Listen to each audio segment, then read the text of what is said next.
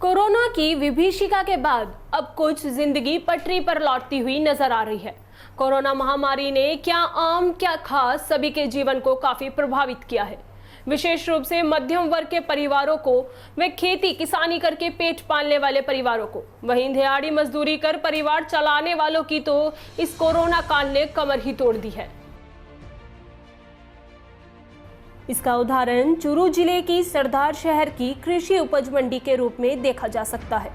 यह कृषि मंडी बीकानेर संभाग में बड़ी मंडियों में गिनी जाती है और चूरू जिले की सबसे बड़ी कृषि मंडी है। यहाँ कोरोना महामारी आने से पहले प्रतिदिन करोड़ों का व्यापार होता था। कोरोना से पहले यहाँ चमक ही कुछ और थी, लेकिन जैसे ही कोरोना काल शुरू हुआ, इस मंडी पर निर्भर परिवारों का जीवन अस्त व्यस्त हो गया। विशेष रूप से कृषि उपज मंडी से यहाँ के कारोबारी और कामगार, जिनमें श्रमिक, मुनीम सहित परिवहन से जुड़े तमाम दिहाड़ी लोग शामिल थे।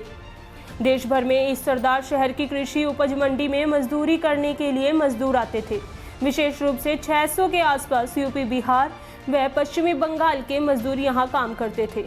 लेकिन कोरोना के चलते कृषि उपज मंडी बंद हो गई और फिर इन परिवारों को अपने गाँव, अपने शहर की ओर पलायन करना पड़ा। अब इस मंडी में 100 के करीब ही मजदूर काम कर रहे हैं, जिसके चलते यहाँ के व्यापारियों को भी भारी परेशानियों का सामना करना पड़ रहा है। किसान रूपचंद सारन ने बताया कि मंडी पर निर्भर सरदार शहर तहसील के 210 गांव के किसानों के साथ ही जिले भर के किसानों को भी कोरोना ने भारी आर्थिक नुकसान पहुंचाया है। विशेष रूप से किसान इस कृषि उपज मंडी में मूंगफली, मोठ, चना, बाजरा, सरसों, गेहूं की फसल बेचते थे।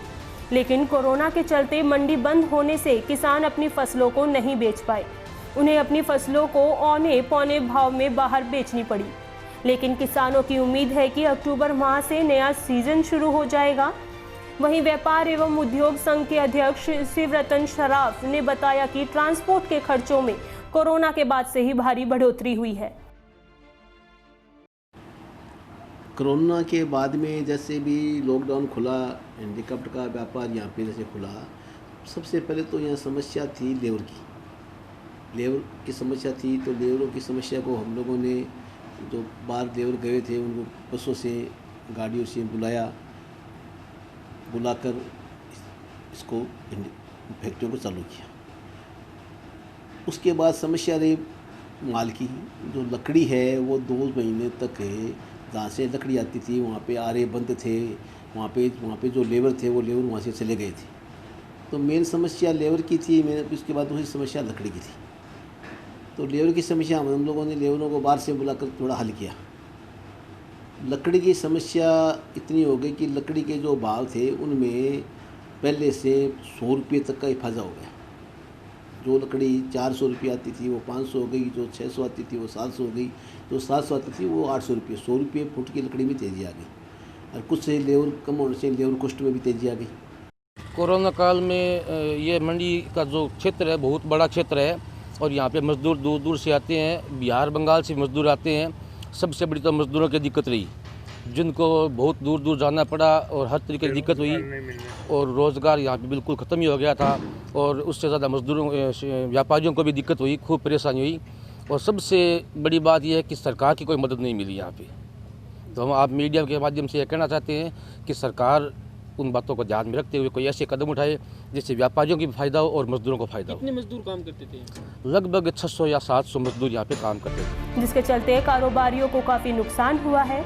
वहीं भारत सरकार द्वारा कृषि उत्पादन, व्यापार और वाणिज्य संवर्धन एवं सुविधा अध्यादेश 2020 जारी किया गया था। इस अध्यादेश में कृषि उपज मंडियों में कारोबार कर रहे व्यापारियों और आढ़तियों को मंडी टैक्स देना अनिवार्य किया गया।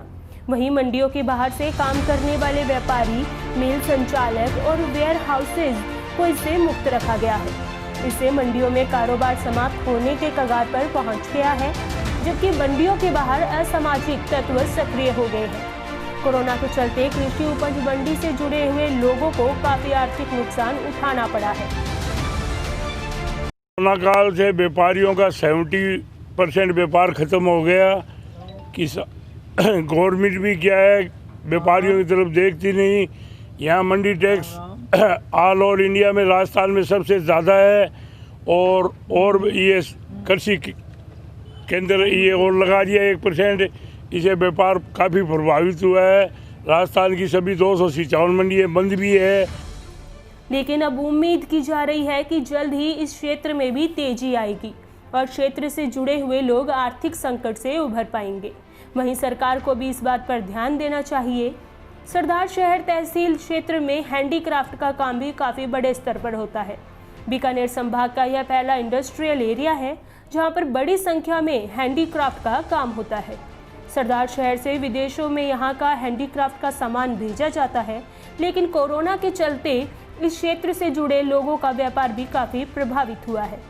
हैंडीक्राफ्ट के सबसे बड़े व्यापारी ब्रिजमोहन सराफ ने बताया कि लकड़ियों की कम आवक के चलते जो लकड़ी पहले 400 में आती थी वह लकड़ियां अब 500 में आ रही हैं। साथ ही लकड़ी की आवक भी कम हुई है, जिसके चलते भी हैंडीक्राफ्ट के काम में काफ़ी मंदी आई है। ट्रांसपोर्ट कम होने से भी व्यापारियों को आर्थिक नुकसान हो रहा है, लेकिन हम उम्मीद कर रहे हैं कि जल्द ही स्थितियों में बदलाव होगा और एक बार फिर से हैंडीक्राफ्ट के कारोबार में तेजी आएगी। ब्रिजमोहन सराफ ने बताया कि सरदार शहर में हैंडीक्राफ्ट फैक्ट्रियों में लगभग देश भर के 5000 से ज़्यादा मजदूर काम करते थे। कोरोना के बाद ज़्यादातर मजदूर अपने गांव की ओर लौट चुके हैं, जिसके चलते मजदूरों को काफ़ी परेशानियों का सामना करना पड़ रहा है। वहीं सरदार शहर के लोग जो अन्य राज्यों में रहते थे वह मजबूरन इन फैक्ट्रियों में काम करने आते हैं। यही हालत सरदार शहर के बाजार की नज़र आ रही है। सरदार शहर तहसील चूरू जिले की सबसे बड़ी तहसील है और सरदार शहर का बाजार हर में भरा भरा रहता है। लेकिन अब चाहे कपड़ा व्यापार हो, चाहे किराना व्यापार या चाहे अन्य छोटे मोटे व्यापार, सभी व्यापारी दिन भर दुकानों में यूं ही बैठे नजर आते हैं।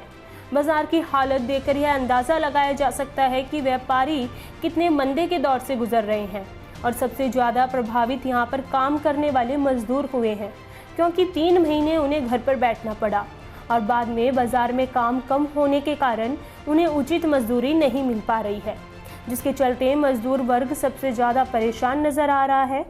विश्व भर में कोरोना ने आर्थिक मंदी ला दी है, लेकिन कृषि उपज मंडी से जुड़े हुए लोगों ने बताया कि हम और मेहनत करेंगे ताकि इस मंदी को समाप्त किया जा सके और एक बार फिर से सभी लोग खुशहाल होंगे।